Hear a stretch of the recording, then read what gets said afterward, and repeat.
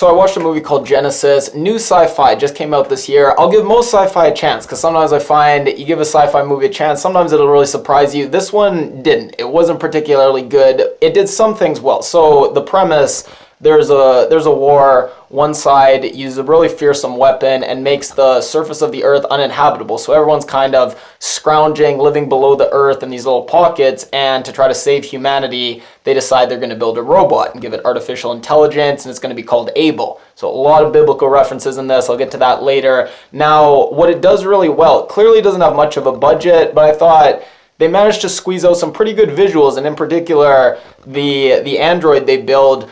Great casting, great physical performance by him. I thought he was pretty intimidating, actually, and that brings me to my second point. I thought this could have been a really effective horror movie and some great sci-fi horror because they had all this stuff about androids that scares you. There's the idea of clones, there's the idea of super speed, doing things that are unnatural, but then they also mix that with this scarcity, and everyone's kind of on their last leg, and you just have ordinary human poverty and misery and rabble and mobs being formed. It reminded you a lot, new season of 3% that just came out on Netflix. I watched it, it's great. And in that, they pair the high-tech stuff with just common squalor and ordinary stuff. And I love it because if we did have scientific advancement or technology advancement, it would probably not raise everyone to a utopia. Most likely, it would be used to just further exacerbate inequality between people. So any kind of sci-fi that does still have this kind of underclass rather than everyone taking advantage of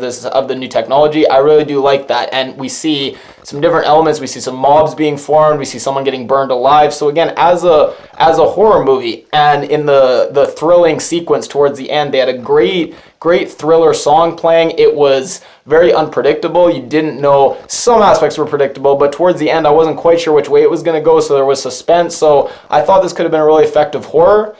As a sci-fi, something to get you thinking, it's hit or miss. Again, there's a lot of biblical references, a lot of biblical names, but I feel like they were just throwing those names on there without any real rhyme or reason, just to try to give the movie some added weight and some significance that wasn't necessarily there to begin with. So they would use a name, and it wasn't like they would use a name you would expect it to be one thing given the associations of that name, but then you'd realize, oh no, they gave that person that name for a completely different reason. It's that kind of great aha moment. No, it just seems like the names were just thrown on, and every single person in the movie had a kind of biblical name, and a lot of them had nothing to do with their character or the role they were playing. So it seemed like kind of a cheap tactic to make the movie more weighty than it is. But there were some cool sci-fi concepts that it did at least touch on. So if you like thinking about these ideas about how human destiny, that's kind of akin to giving a computer a program and programming, or this idea of the connection between us creating artificial intelligence and the Bible and God creating a species and kind of the parallels there,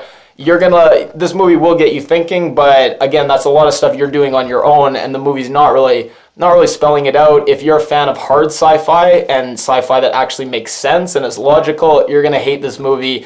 Nothing throughout, right from the start, how they seem to have no resources. The resources are dwindling, and yet they have clearly a lot of resources to build this robot. So it's just a lot of like logical inconsistencies that if you are a fan of sci-fi that makes sense, it's going to drive you crazy. To illustrate that point, I want to talk about the two major twists in the movie. So if you don't want anything spoiled and you do want to go watch it, stop watching now. If not, there's two major twists. The first twist is that the person who actually creates this initial robot that we see, ABEL, the savior of humanity, turns out she's a robot as well.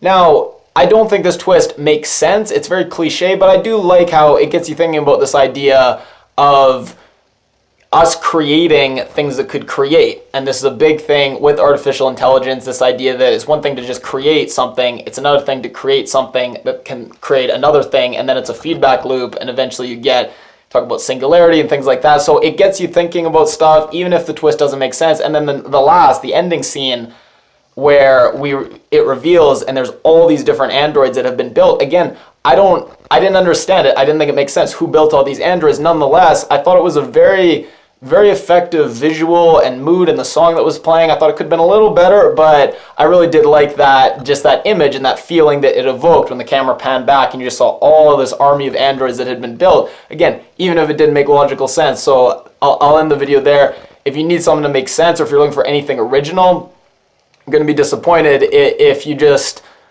will watch any sci-fi because you kind of use it to kind of jumpstart your own thinking. There's worse movies than this. It's not bad.